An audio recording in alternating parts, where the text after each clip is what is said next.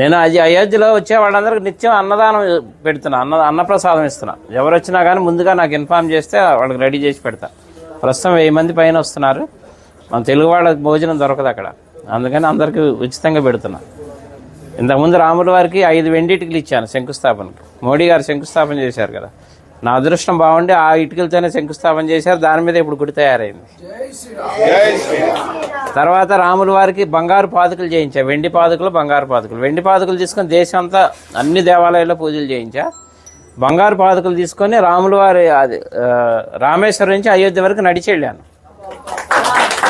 అది కూడా రాముల వారు నడిచిన దారిలో వెళ్ళా, డైరెక్ట్ వెళ్ళిపోకుండా వెళ్ళి ఇప్పుడు అక్కడే స్థిరనివాసం ఉంటున్నాను. తర్వాత ఇప్పుడు ధనుసు చేయించా 14 కిలోలు. రాముల వారి వనవాసం 14 సంవత్సరాలు, అందుకని 14 కిలోలు చేసా. కిలో బంగారం, 13 కిలోలు వెండి. ఇది రాముల వారికి కోదండరాముడికి వచ్చే చేతిలో ఉంటుంది, ఫస్ట్ ఫ్లోర్లో వచ్చే రాముల వారి చేతిలో. ఇప్పుడు నా మిస్సెస్ అక్కడే ఉంది అయోధ్యలోనే, నిత్యం అన్నప్రసాదం ఆమె చూసుకుంటుంది అక్కడ. వచ్చి చెన్నై అండి, జిఆర్టీ వాళ్ళు చేశారు. అలాగే నేను ఒక పెద్ద గుడి కడుతున్నా అయోధ్యలో. అంటే రాముల వారి గుడి ఉందిగా ఇంకెందుకు అనుకుంటారేమో. నేను పెట్టేది వంశవృక్షం. బ్రహ్మ దగ్గర నుంచి లవకుశుల తర్వాత కూడా 20 మంది ఉన్నారు, ఇంకా మొత్తం 64 మంది. తర్వాత సీతమ్మ వారి వంశం, చంద్రవంశం, సూర్యవంశం, చంద్రవంశం, మొత్తం 450 విగ్రహాలు వస్తాయి. అంటే రాముల వారి వంశంతో పాటు రాముల వారికి అనుబంధం ఉన్న ఎవరెవరు ప్రముఖ వ్యక్తులు, మహా ఋషులు ఉన్నారు కదా, 7 ఋషులు, వాళ్ళకి ఎవరెవరు సాంగత్యం ఉందో అందరి విగ్రహాలు పెట్టిస్తున్నా. ఎందుకంటే మన ముందు తరాలు వాళ్ళకి తెలియాలి రాముల వారి వంశవృక్షం అంతా. అందుకని శాశ్వతంగా ఉండాలని పెద్ద స్థలం కూడా తీసుకున్నాం, ఒక 5 ఎకరాలు.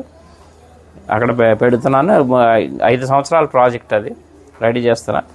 అలాగే ఇప్పుడు అయోధ్యలో అంటే మన తెలుగు వాళ్ళ తరఫున నేనేం పని చేసినా తెలుగు వాళ్ళ తరఫున చేస్తాను. అయోధ్యలో వాల్మీకి ఎయిర్పోర్టు, ఇక నేను వెళ్తూ వస్తూ పోతూ ఉంటాను కాబట్టి 2-3 సార్లు చూశాను, కానీ నాకు ఎందుకో లోటుగా అనిపించింది. అక్కడ ఒక విగ్రహం పెట్టిద్దామని గవర్నమెంట్ అప్రోచ్ అయితే పర్మిషన్ ఇచ్చారు, సెంట్రల్ గవర్నమెంట్.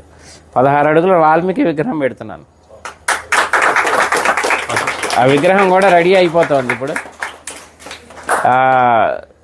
అది కూడా ఎవరన్నా సహకరించినా కానీ తీసుకుంటున్నా. ఎందుకంటే భక్తి నాకు ఒక్కడికే కావాలని కాదు, పుణ్యం అందులో అందరినీ భాగస్వాములు చేయాలి. ఎందుకంటే దైవ కార్యం, అందుకని ఎవరన్నా చేస్తే వీళ్ళు ఉన్న వాళ్ళు చేయొచ్చు. అనుగ్రహం మొదలుపెట్టాను, వర్క్ జరుగుతుంది ఫాస్ట్గానే. మార్చి ఏప్రిల్లో విగ్రహ ప్రతిష్టాపన అయోధ్యలో.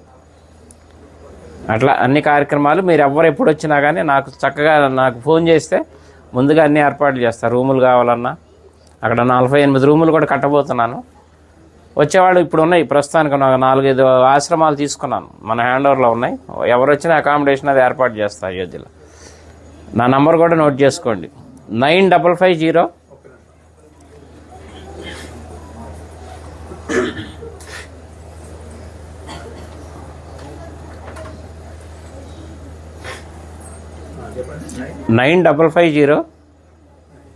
754-389.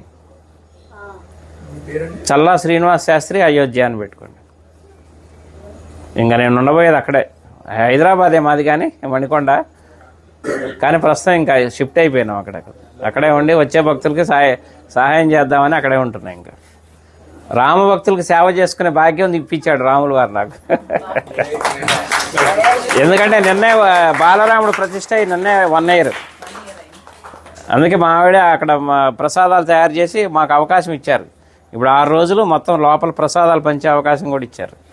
నిన్న మొదలైంది కార్యక్రమం, అందరికీ వినియోగిస్తున్నాం. 9550-754-389. చల్లా శ్రీనివాస్ శాస్త్రి అయోధ్య. ఓకేనా? ఎవరు ఏ టైంలో చేసినా కానీ నేను అందుబాటులో ఉంటాను.